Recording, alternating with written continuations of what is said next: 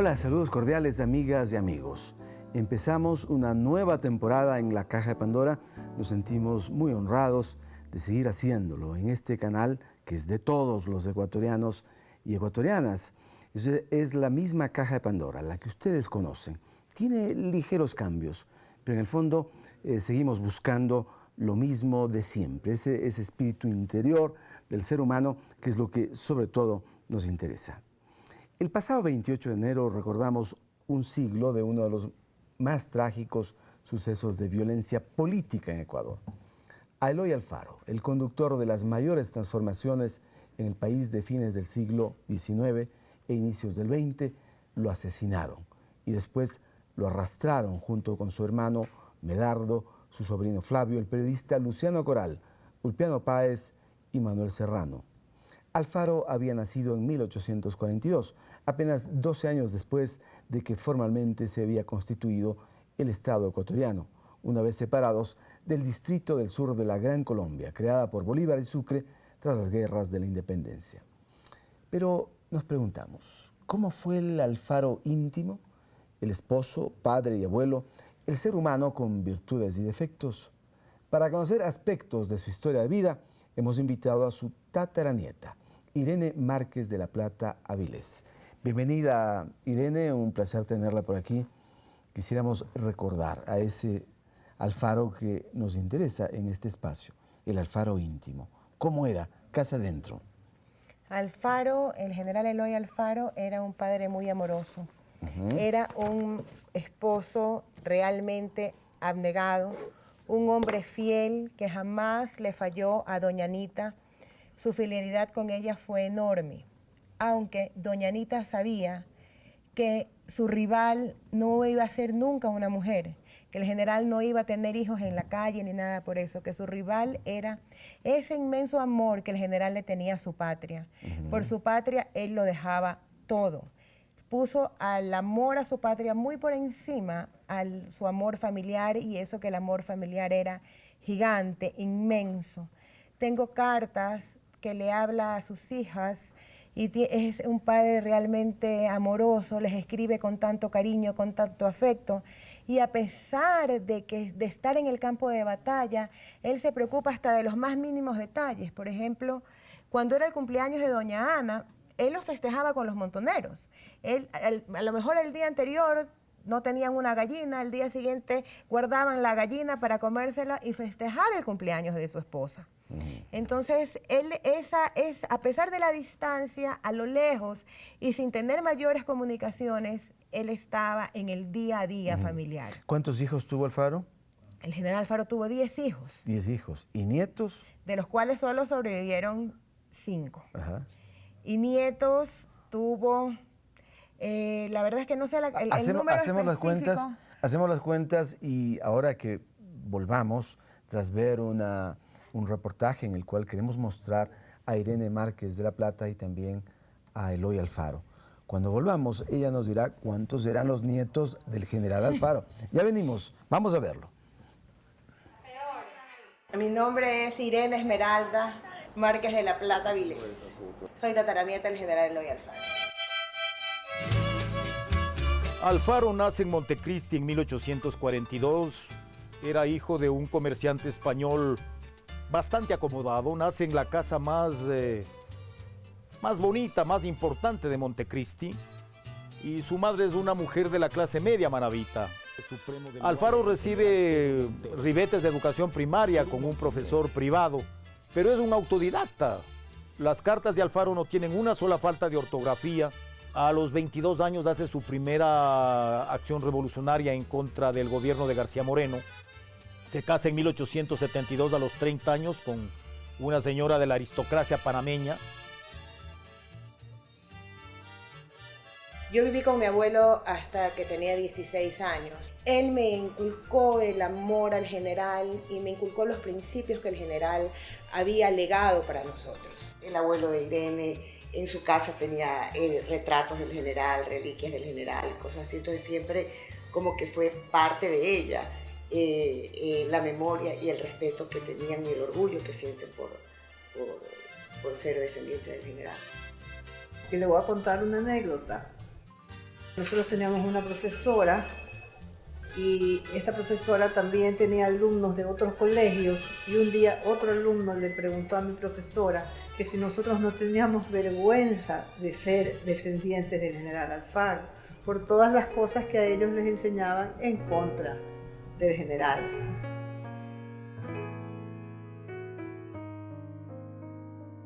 Eloy Alfaro Delgado lideró varias rebeliones para combatir a los gobiernos de García Moreno y de Ignacio de Veintimilla. Su formación y vocación libertaria, alimentada por sus frecuentes viajes por Sudamérica y por su correspondencia con pensadores como Juan Montalvo o José Peralta, sembraron en él la ideología liberal radical, corriente de pensamiento que devenía de la Revolución Francesa. Alfaro, con su lucha, permitió el acceso al poder de la clase media y además promovió la modernización de un Estado que había nacido apenas 7 décadas atrás. Entra triunfante en Quito el 4 de septiembre del año 95, se queda de dictador 2 años y la Convención de Guayaquil lo elige para el periodo 1897-1901 presidente constitucional. Desarrolla una increíble labor de obra pública, de obra sobre todo sanitaria. Se calcula que Alfaro creó 1.500 escuelas y que 100.000 ecuatorianos pasaron a recibir la instrucción primaria. Alfaro estaba muy relacionado a nivel internacional. Hay que acordarse que él fue amigo de Martí, estuvo con él en Nueva York. Alfaro pidió la libertad de Cuba a la reina de España. Por eso es que la muerte de Alfaro fue absolutamente condenada a nivel mundial. Condenada en el pueblo de su padre, en Cervera del Río Alhama, y condenada por todos los gobiernos de América como un acto verdaderamente salvaje y de lesa humanidad. Recordemos que el famoso escritor colombiano José María Vargas Vila escribió en homenaje de Alfaro La muerte del cóndor. Es decir, Alfaro yo creo que es el ecuatoriano con más bagaje internacional al momento de su vida y de su muerte. El tema, por ejemplo, del arrastre, de la culpabilidad del arrastre, de quiénes fueron los que lo mataron al general, es diferente porque en los libros encontramos que fue el pueblo de Quito el que arrastró al general, pero hay evidencia de que no fue el pueblo de Quito. Alfaro creó una gran obra pública para Quito y otras ciudades del país, consolidó derechos civiles para los ciudadanos, dotó de hospitales y alcantarillado, secularizó la educación y separó a la Iglesia del Estado. Toda esa lucha emancipadora sirvió para que se ganara a varios enemigos, los que después contribuyeron para que se perpetrase su fatal asesinato.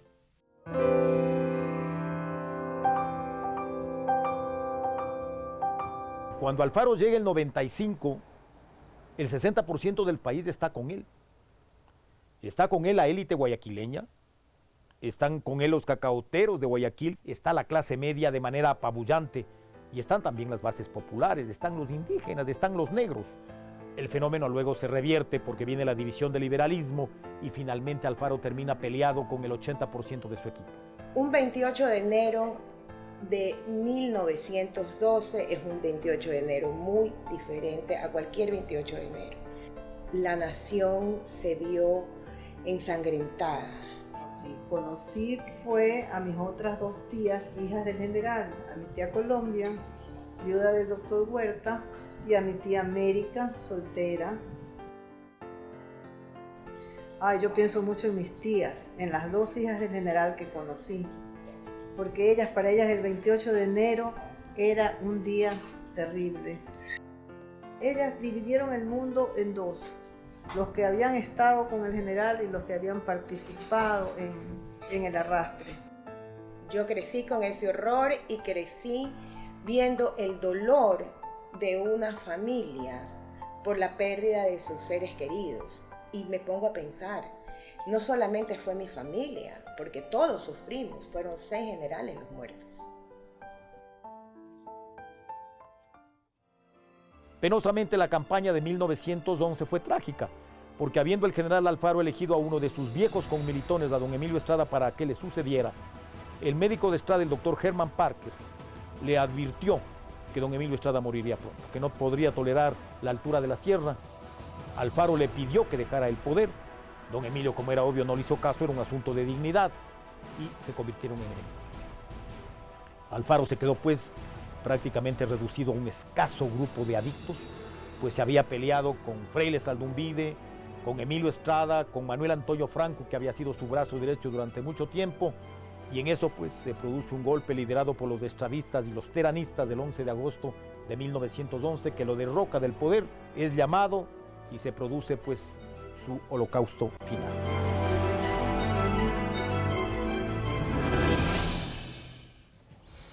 Es esta parte de la historia íntima de él, pero también parte de esa historia trágica, política que vive. Empecemos por lo íntimo, que nos interesa muchísimo. ¿Tataranieta por dónde? Tataranieta por mi línea materna. Mi madre es hija de Jerónimo Avilés Alfaro, que era hijo de Esmeralda Alfaro Paredes, hija del general. De chicos, ¿ustedes tenían temor de ser señalados por su ascendencia alfarista? Jamás. ¿No? Jamás. Siempre fue, a pesar de lo que nos dijeran, siempre fue un orgullo para nosotros. Nos inculcaron los ideales alfaristas desde que estábamos en la cuna y siempre al servicio, nos llamaban al servicio de los demás. Nos hacían respetar las ideas de los demás, nos hablaban de principios de igualdad, de equidad, de justicia. Se recuperó el laicismo, entonces, para vivirlo dentro de casa y fuera de ella. Por supuesto. Yo, por ejemplo, jamás fui a un colegio católico. Hasta la universidad que fue laica. Entonces, sí. ¿Esa era una norma familiar, digámoslo? Mi mamá jamás me hubiera metido en un colegio religioso. Sí. ¿Ya? Porque nosotros, sobre todo mi mamá y yo, somos libres pensadores.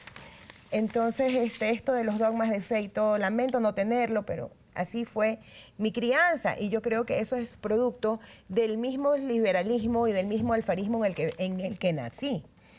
Entonces, que no significaba un anticlericalismo, sino un respeto al libre pensamiento también. Exacto. O sea, no es que somos anticlericales, pero sí esto de oír de que a tu abuelo o a tu tatarabuelo o a tu bisabuelo lo matan en nombre de Dios y en la iglesia también, te da un cierto resentimiento y una cierta cosa que te va apartando de la iglesia, porque claro que cuando ya eres más grande te das cuenta que hay dos clases de iglesia, la iglesia de Dios y la iglesia de los hombres, y que la iglesia de Dios no falla jamás, ¿verdad? Pero la iglesia de los hombres, nosotros fuimos realmente afectadas por aquello.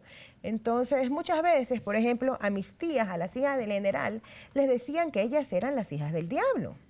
Cuando ellas vinieron a Quito y llegaron al palacio, la aristocracia quiteña salía a ver si tenían cachos, rabos, si eran rojas, si tenían tres. Sí, así fue. Entonces, un dogmatismo, entonces, a ultranza. Exacto, a pesar de que doña Ana era extremadamente católica. Entonces ella sí crió a sus hijos con todos estos principios religiosos. Entonces las mujeres, ¿verdad?, aceptaron esta religión y la hicieron suya y la practicaban perfectamente bien. Pero ¿qué pasa? Yo vengo de una rama de un varón. Mi abuelo comandante era masón. Entonces yo siempre, las mujeres no podemos pertenecer a la masonería. Entonces no podían, ¿no? Ya hay algunas logias. Creo que no podemos. No sé si ahora se pueda. Pero en tal caso, en base a esos principios fue mi educación. Muy bien. Vamos a volver enseguida, Irene, amigas y amigos. Compartimos, disfrutamos de los recuerdos y de la memoria, pero sobre todo de las reflexiones sobre el mundo actual que tiene la tataranieta de Alfaro, Irene Márquez de la Plata. Aquí en la Caja de Pandora, no se vayan, venimos enseguida. Apenas volvamos, conozca si la familia Alfaro responsabiliza al pueblo de Quito de la muerte del general. Se deshonró a toda una nación con la única finalidad de que el crimen quede impune.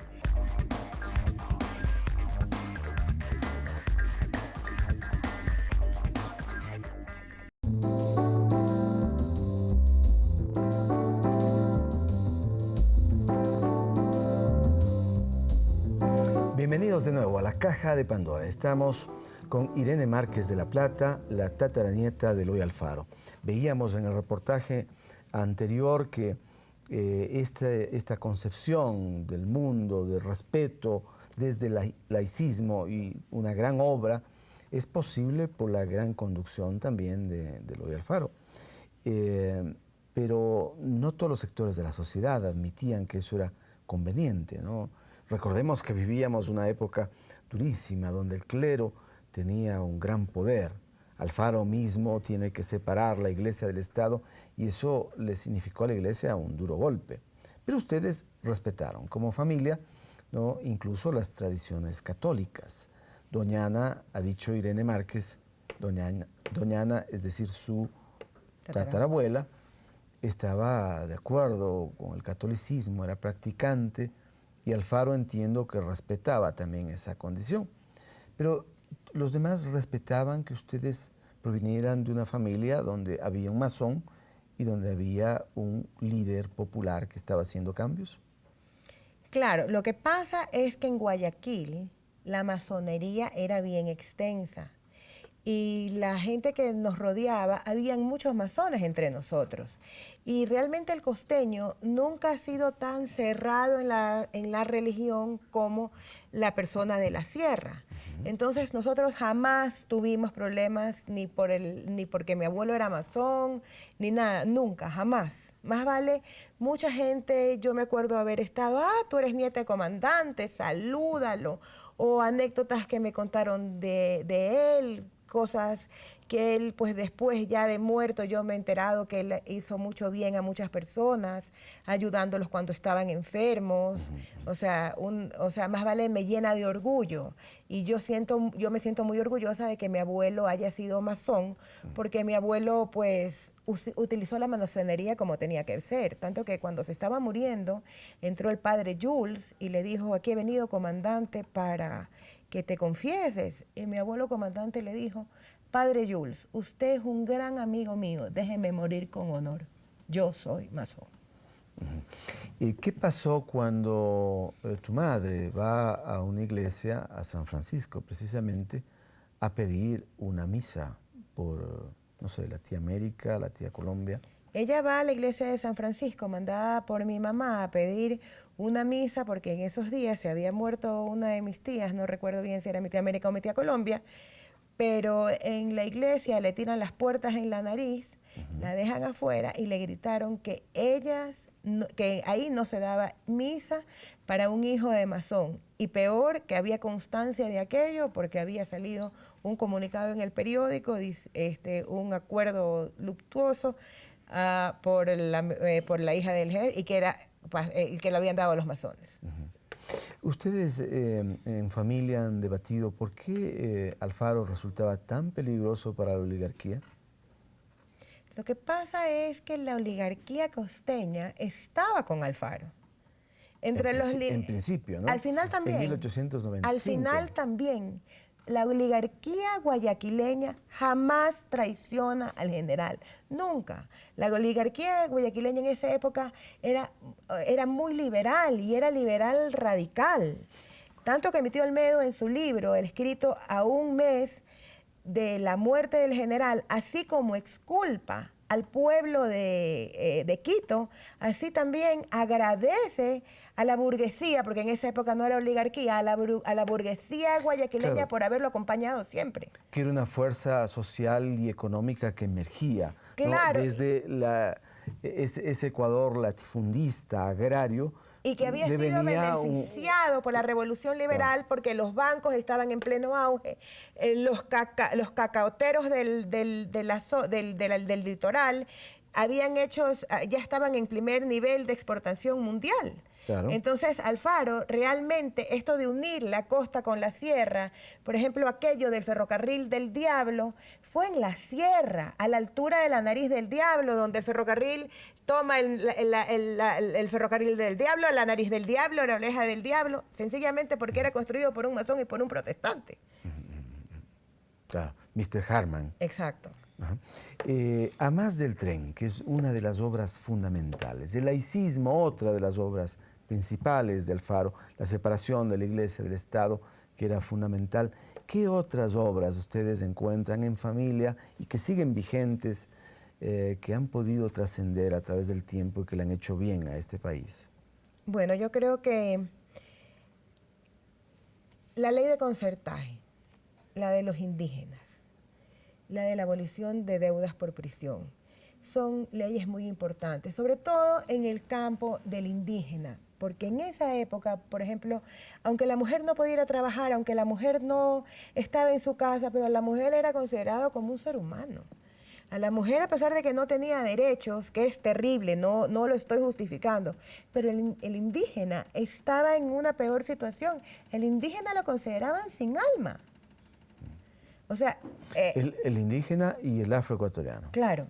Entonces, esa parte de rescatar, de ubicarlos a ellos como ciudadanos, como personas que eran, esa parte a mí me enorgullece mucho. Sin duda. A ver, se ha dicho, Quito o los pobladores quiteños fueron los responsables de la muerte de Alfaro. ¿Qué dice la familia? La familia dice que no, que el pueblo de Quito no es culpable en la muerte del general Alfaro, que se los utilizó, que se manchó y se deshonró a toda una nación con la única finalidad de que el crimen quede impune, sin culpable alguno. Y que los verdaderos culpables del arrastre del general Alfaro fueron los soldados placistas y el batallón 82. ¿Alentados por alguien? Alentados por, según mi tío Olmedo, él acusa directamente en su libro El asesinato del general Eloy Alfaro a Plaza, al general Leonidas Plaza Gutiérrez, en segundo lugar a Carlos Frei de Sandumbide, Navarro, Tobar y demás colegas. Literalmente así los acusa. Muy bien, vamos a ver ahora un recorrido que hemos hecho desde la celda donde estuvo el general Eloy Alfaro, donde entra un cochero, José Ceballos, y lo dispara. Vamos a verlo.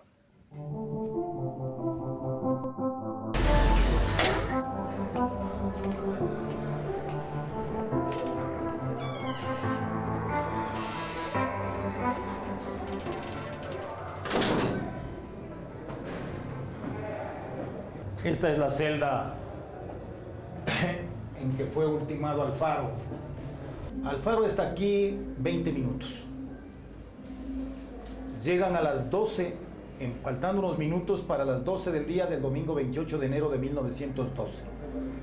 La celda pues es como está en este momento, es decir, de piso enladrillado. Es una celda apenas de 8 metros cuadrados, tiene 4 por 2. 20 minutos después se oyó un tremendo murmullo de gente que subió y forzó la puerta. Tenía un candado a la puerta, esto consta en el proceso, y Alfaro se paró y dijo: ¿qué quieren de mí? Mi vida está a las órdenes. Y el famoso cochero José Ceballos Cortés le disparó un tiro en el ojo.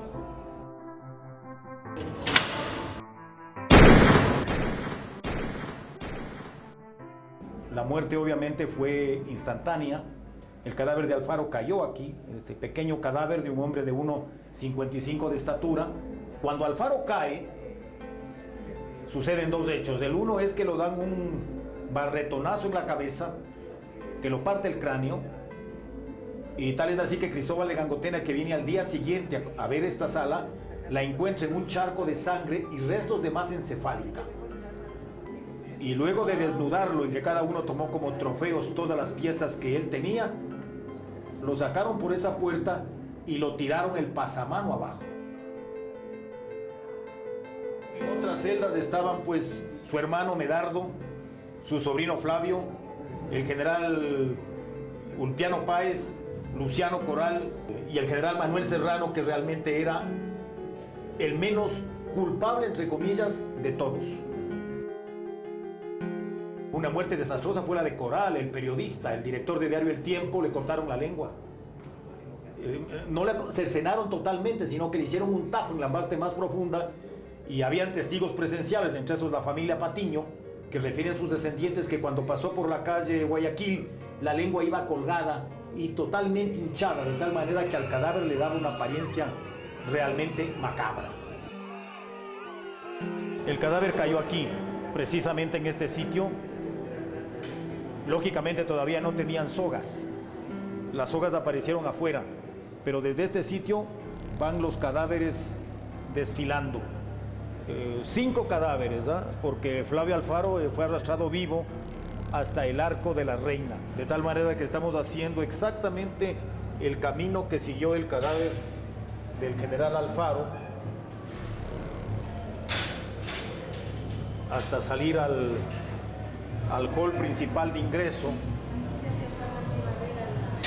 Y a las 12:20 los cadáveres estaban saliendo. Hay un detalle importantísimo, Rodolfo, en el proceso consta que a las 12:30 en la oficina de telégrafos ya tenían el dato de que el arrastre había empezado y era imposible que una persona vaya corriendo a avisar en la oficina de telégrafos. Esto estaba absolutamente cronometrado. Arrastran los cadáveres. Van arrastrando o columpiándolos hasta llegar aquí al pretil.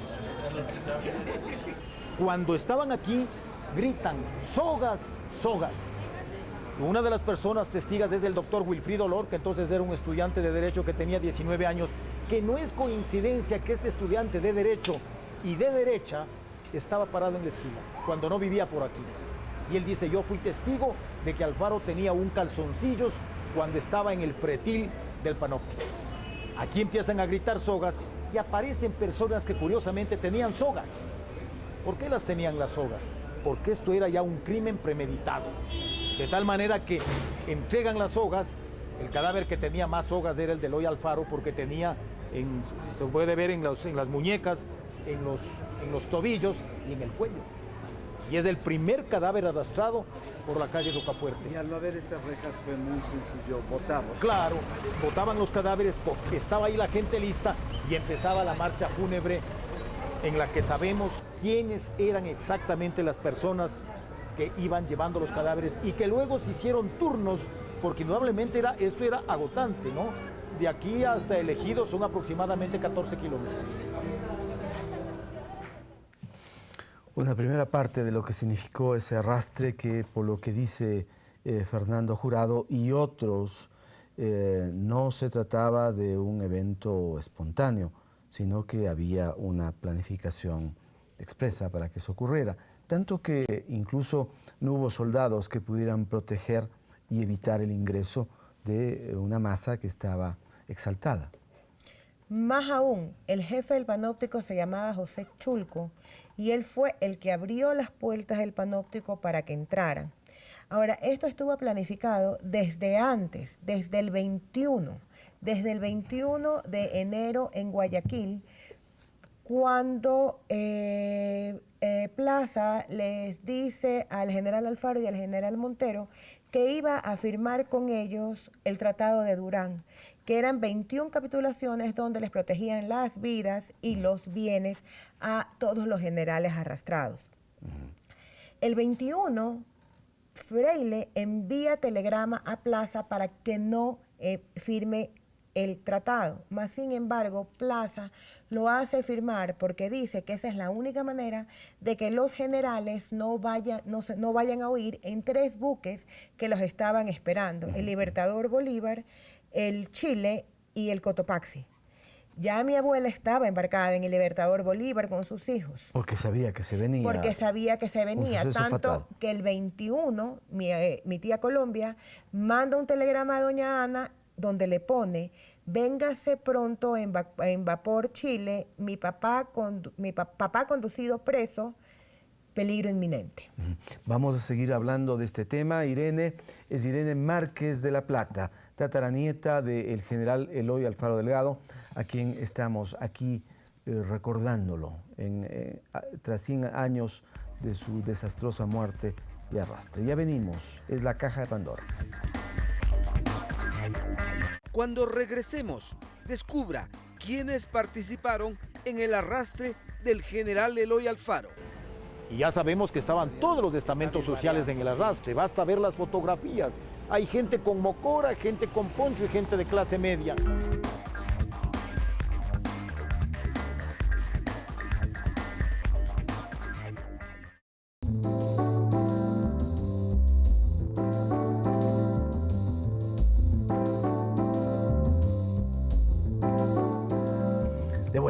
en la Caja de Pandora con Irene Márquez de La Plata, recordando los 100 años de ese momento tan doloroso para el país, que incluso no solo a los ecuatorianos nos afectó, provocó también a nivel internacional, ¿no?, un gran remesón, porque él era figura internacional, amigo de Martí, amigo de Sandino, ¿no?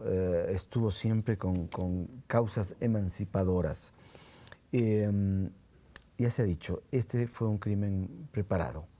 No hay coincidencias. El telégrafo, las oficinas del telégrafo, no del diario, sino de los telégrafos, ya sabía de la muerte pocos minutos después.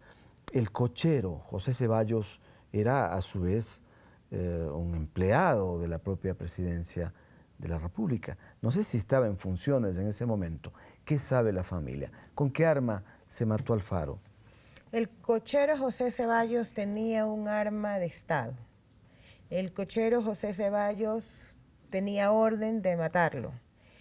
Para nosotros, la familia, este es un crimen de Estado a traición, porque la traición viene cuando no se respeta el Tratado de Durán, las 21 capitulaciones. ¿Qué ocurría en los púlpitos? En los púlpitos, pues siempre se avalaba mal en contra del general Alfaro, a pesar de que tenía ciertas hermanas de la caridad. Muchos iban hasta mi casa cuando yo era chica, iban a visitar a mi abuelo, a pedirles consejos.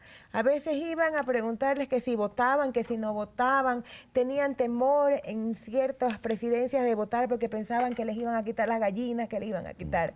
Y mi abuelo le decía que no, que voten nomás, que no les iba a pasar nada. O sea, siempre vivieron atemorizados.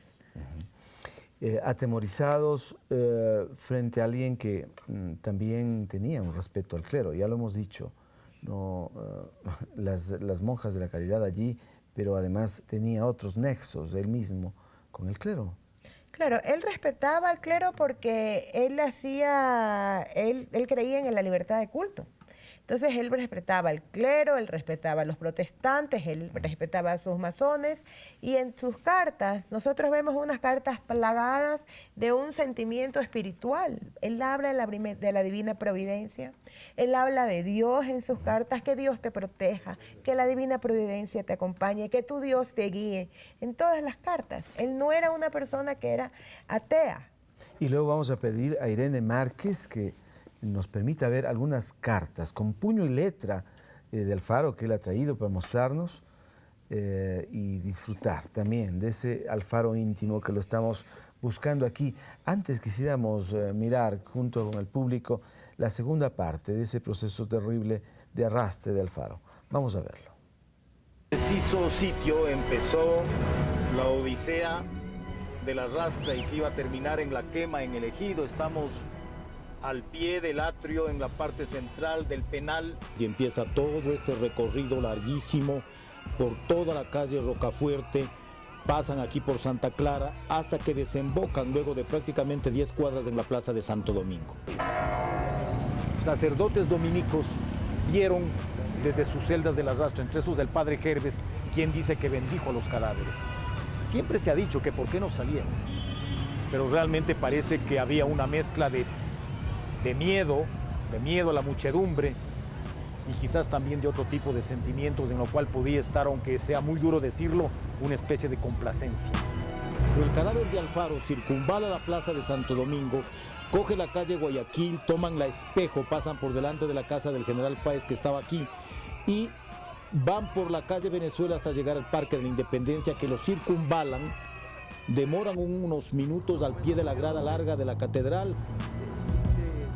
No todos los cadáveres llegaron a la Plaza Grande, ¿no? El historiador Miguel Ángel González Páez, que fue testigo presencial del arrastre, es un historiador veraz, un hombre de derecha que había luchado contra Alfaro, dice que él vio que al llegar el cadáver de Alfaro y se depositó aquí al pie de la grada, que chocó la cabeza contra la piedra sillar número 13 y que se desparramó la masa encefálica.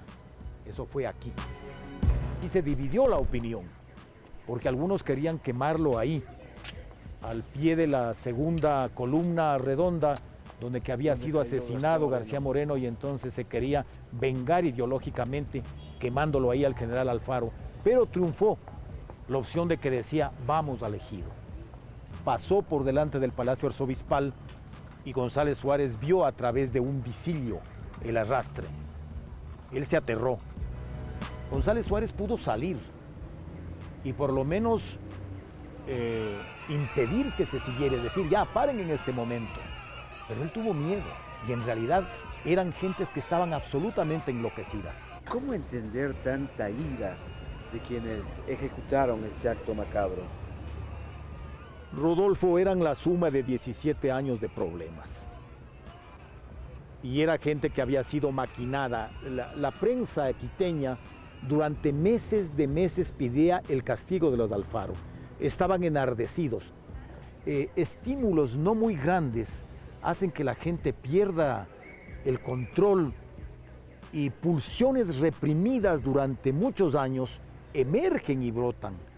Desgraciadamente había una cantidad de fuerzas que pedían el castigo de los Alfaros. La sociedad entonces, de modo que incluso muchos tenían mejores condiciones de vida. Las mujeres accedieron a la educación, había ya la educación laica, había mejores posibilidades. ¿Cómo esa gente que se benefició revertía ese beneficio y se convertía en odio? Alfaro y sus generales eran también identificados como los diablos. Eran los sacrílegos. La gente gritaba, viva la religión, abajo los masones. Y ya sabemos que estaban todos los estamentos sociales en el arrastre, basta ver las fotografías. Hay gente con mocora, gente con poncho y gente de clase media. Por la calle Espejos llegan a San Agustín, a la casa de Carlos Freiles Aldumbide, el encargado del poder, quien se niega a salir. Y de ahí sí cogen la calle Guayaquil directamente, en aproximadamente unos 2 kilómetros, pasan por la Plaza del Teatro, San Blas, pasan el Parque de la Alameda y por la misma calle Guayaquil avanzan hasta el Parque del Ejido. Y los cadáveres se pusieron en 4 piras, que finalmente se redujeron a 3, y en cada pira pusieron 2 cadáveres. Aquí, en este sitio, estuvo la pira en la que se le quemó al general Alfaro. ¿Cómo sabemos esto? Porque Cristóbal de Gangotena hizo un mapa y entonces él colocó, aquí estuvo la pira, y el capitán Ángel Cardona Zambrano, que fue uno de los últimos sobrevivientes del Ejército Liberal, en el año 1967 me acompañó y me dijo exactamente, aquí estuvo la pira en la que quemaron al general Alfaro. ¿Cómo se entiende que habiendo estado dispersas las piras, sin embargo, se haya levantado aquí este monumento? Es un hecho simbólico, es decir, se trató de que coincida más o menos con el centro del parque, pero en realidad yo considero que es más, que se lo debería trasladar al sitio exacto donde se quemó el cadáver del general Eloy Alfaro. Probablemente la historia también le debe, en este sentido, ¿no? al país. Hay que colocar exactamente el monumento donde fue la pira. ¿Qué opina, Irene? Más que eso, yo creo que se debe otro tipo de cosas. Se debe un periodismo justo, se debe una patria grande, se debe una patria justa, se debe igualdad de oportunidades, se debe otro tipo de cosas. Estas cosas que no llevan, que realmente no importa si está unos metros más allá o unos metros más acá. Es otra forma la de hacer homenaje al general Alfaro. A pesar de que él hablaba siempre de perdón y olvido, pero no nos podemos olvidar de una traición tan grande. No podemos perdonar así porque sí. Hay que tratar de que las cosas que le pasaron al general Alfaro no sucedan hoy en día. Que las arbitrariedades cesen, que llamemos a un país mejor, a un país de concordia, a un país de paz, a un país próspero. Eso es lo que él siempre quiso tener y eso es lo que tenemos que procurar ahora en este año que él cumple 100 años de su muerte. ¿Qué significa el rol de González Suárez para la familia Alfaro? González Suárez, la familia Alfaro, lo tiene como una persona, no solamente son culpables las personas que hicieron y cometieron el crimen, también hay culpables por omisión. Y mi tía Colombia le mandó a él un telegrama y le dijo que por favor, que vaya a las calles, que él tenía el poder para controlar a las masas, que lo hiciera. Es que 15 años de liberalismo todavía no les había quitado todos esos dogmas de fe y esos conocimientos errados que tenían. Que tenía la gente, porque realmente pues las personas de los batallones, porque no era el pueblo, por eso no puedo decir que era el pueblo, pero las personas de los batallones no tenían pues una educación suficiente, no eran ilustrados como para poder entender que no estaban haciendo esto en nombre de Dios. Voy a pedirle a Irene Márquez que después de unos minutos nos lea, ¿no?, fragmentos quizá de las cartas de Alfaro, antes de su muerte y antes también de que en 1895 se produjera la Revolución Liberal, tan importante, a partir de cuya fecha empieza. Pero antes queremos escuchar a José Regato, que está aquí para que también pronuncie su voz respecto de ese personaje tan importante del país a quien ahora recordamos. Adelante, José. Como registra la historia, aquel 28 de enero cae el jefe montonero abatido por la escoria. Va de la hoguera a la gloria y desde aquellos momentos cabalga recio en los vientos huracanados y altivos del rebelde colectivo, cual insigne comandante, su espada marcha adelante y en su mensaje está vivo. Creían que lo ultimaban en las llamas del ejido y creían que al olvido al apóstol condenaban. Ellos no se imaginaban que al cabo de un centenario vuela triunfante el ideario del grandioso combatiente que se levanta a la gente con sus proclamas de hoy y que vuelve don Eloy como un volcán insurgente. Muy bien, muchas gracias, José.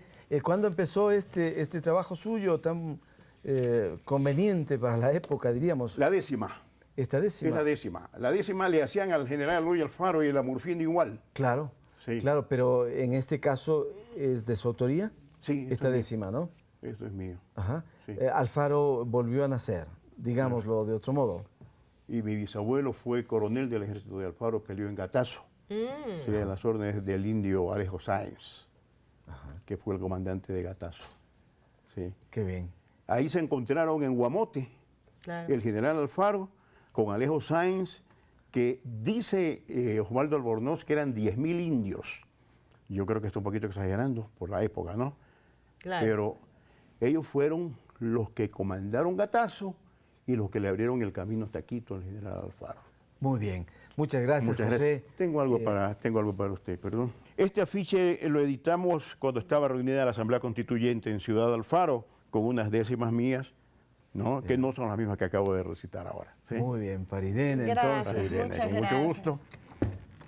Bueno, muchas y gracias. otro trabajo sobre Manuel Azaña. Ya, gracias. Muy amable, Buen José, día, por buen día. venir. Gracias. Felicidades. Qué importante. Bueno, también muy con amable. décimas Sí, todo con décimas. recordar al general Eloy Alfaro. Buen día. Gracias, buen día. Vamos a hacer una pausa y volvemos inmediatamente aquí en la Caja de Pandora, recordando al general Alfaro, tras un siglo de su inmolación. Ya venimos. Al volver, les compartiremos el drama de su familia antes de su asesinato. Ana de Alfaro, Panamá. Véngase sola, por Perú. Papá conducido preso. Quito, situación peligrosa. Urge su presencia, Colombia.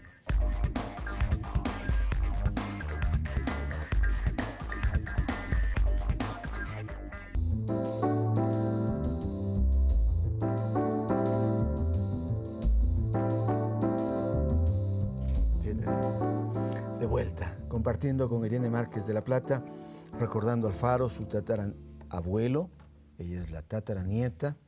Y a propósito, ¿cuántos nietos tuvo Alfaro? 7. 7.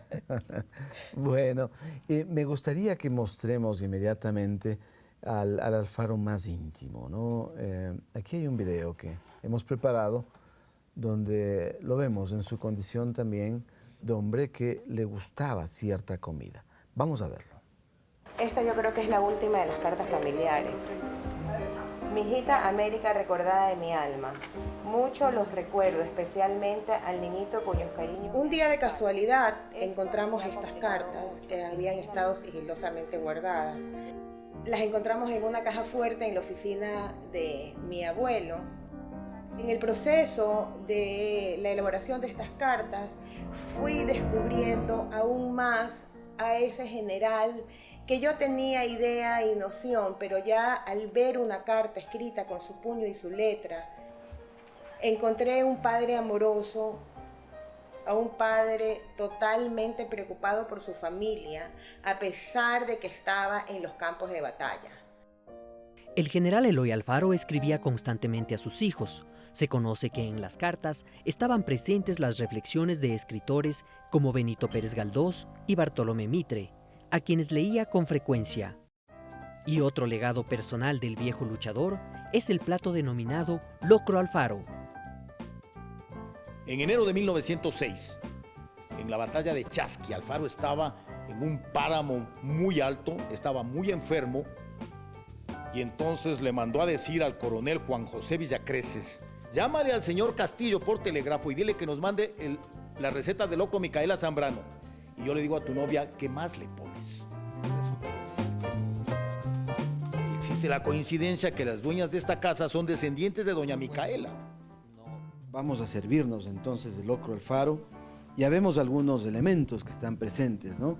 El aguacate, el mote, el tomate de árbol, chocho, un ají que se ve exquisito y en los platos hay queso de hoja.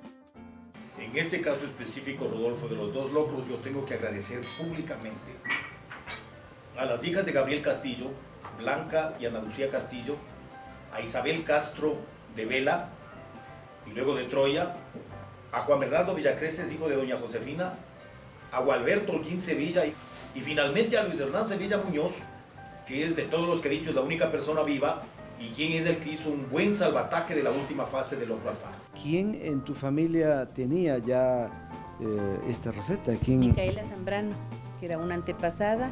Entonces ya comenzó con el locro, sino que en la época de Eloy Alfaro, digamos, ya se le refinó poniéndoles otros ingredientes. Los aportes en el locro de doña Micaela Zambrano son el aguacate y el tomate. Los aportes del general Alfaro son el queso, el mote, los chochos y el huevo. Esto porque él necesitaba más calorías. Claro, él sentía un enorme frío en el páramo, pero él mezcló en su cerebro lo que a él le parecía más conveniente y más agradable.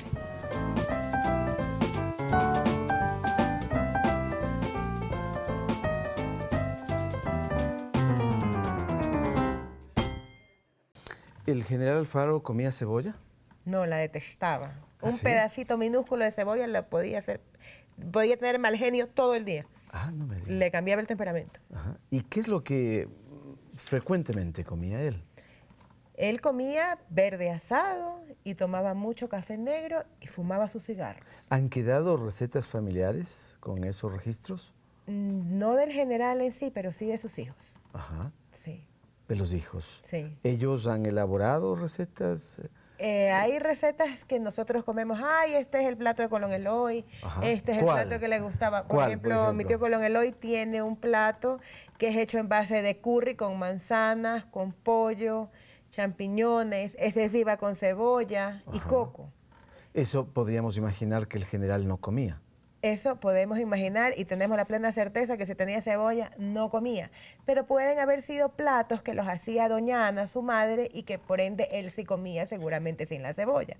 Pero cuando nosotros a veces estamos comiendo decimos, ay, vamos a comer, ¿qué vas a hacer? El pollo de Colón Eloy. Entonces ya sabemos que ese es el pollo que a él le gustaba.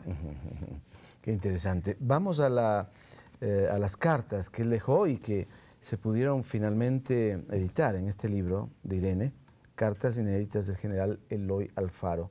Algunas que podamos leerlas. Sí, esta la podemos leer por ser corta. ¿verdad? Y dice así, ¿a qué cámara?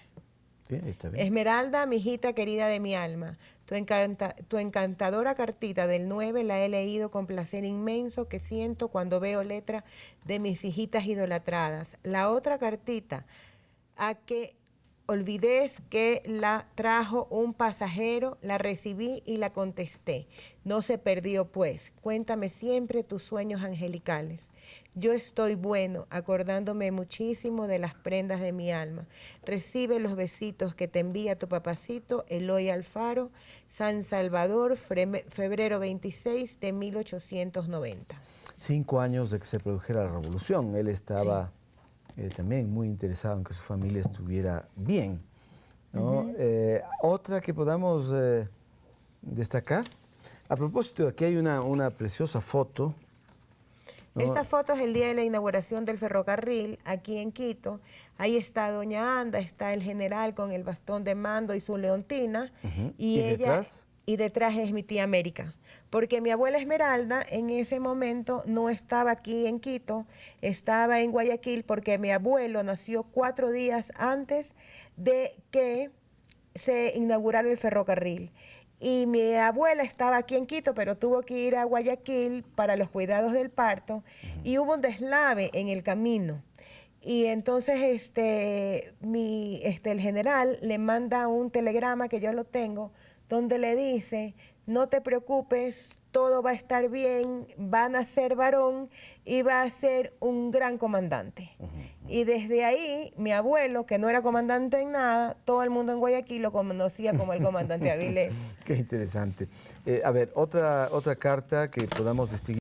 No sé si alguna carta previo a su muerte, lo último que Aquí ustedes no, hayan podido recoger. En la carta, allá en la ¿Y carta. aquí en este libro? No No la tengo ahí. No. Bueno, La tengo acá, la tengo en el vamos libro. a verlo. En el libro de Colón. Aquí está. Aquí hay un telegrama que dice, Ana de Alfaro, Panamá, véngase sola, por Perú, papá conducido preso, Quito situación peligrosa, urge su presencia, Colombia. Esta es del 26 de enero del 12. 26 de enero. O 2 sea, días 2 días antes del arrastre de Alfaro. Este es el último telegrama que se le envió a doña Ana. Y lo envía a Colombia. Exacto. Su hija. Y Alfaro tuvo también una correspondencia en clave. ¿Eso aconteció también? Exactamente. Me parece que este es el documento, sí, ¿no? entre los generales había una correspondencia en clave. Cada general tenía sus claves diferentes y era para que la gente de los telégrafos no interceptara su comunicación y ellos pudieran actuar con tranquilidad sin ser atrapados. Ajá. ¿Y ustedes han encontrado también telegramas con Tenemos telegramas. Con estas claves? Tenemos telegramas con claves casi imposibles de descifrar. Muy bien. Creo que todo eso también aporta a la historia y aporta muchísimo este libro. Este libro que... ¿dónde está? ¿Dónde se lo consigue? Ese libro me lo editó Ciudad Alfaro, pero lamentablemente fueron muy pocas las ediciones que se hicieron, así que yo creo que vale la pena hacer una segunda edición. Sin duda, porque es el momento más importante que tenemos en los últimos años para debatir alrededor de esta figura sobresaliente en la historia de la patria, entender su condición humana y su condición de estadista también. De modo que, Irene, esto se agotó. Se agotó. Sí, como pan caliente. Como pan caliente. Los esfuerzos ahora de la familia para este aniversario doloroso, pero también importante, ¿cuáles son? Fue un día, fuimos a Ciudad Alfaro, fue un día de estricto luto. Luego de que estuvimos en Ciudad Alfaro, estuvimos en Guayaquil, fuimos al mausoleo en Guayaquil, dejamos como siempre nuestro corazón de claveles rojos, porque la familia está acostumbrada a no dejarle un normal, sino un ramo que es un corazón rojo. Y siempre pues decimos, que estamos en algún lugar de rojo corazón haciéndole homenaje al viejo luchador. Y ustedes lo recuerdan también con mucha alegría, ¿no? Hay Sí. incluso canciones De la familia. que yo sé que cantan. ¿Cuál? ¿Es posible recordar alguna, Irene? Claro, porque cuando los maridos nos vienen y nos molestan, les cantamos: uno de los derechos que nos dio el general es votar a los maridos cuando vienen a fregar. Y así, entonces estamos en algún lado y siempre con este estribillo de que la ropa de los Alfaro no se lava con jabón, sino con conchitas en nácar nacidas del corazón.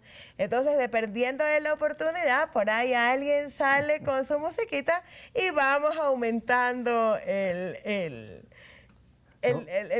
cancionero. Unas coplitas que van Exacto. surgiendo allí rápidamente.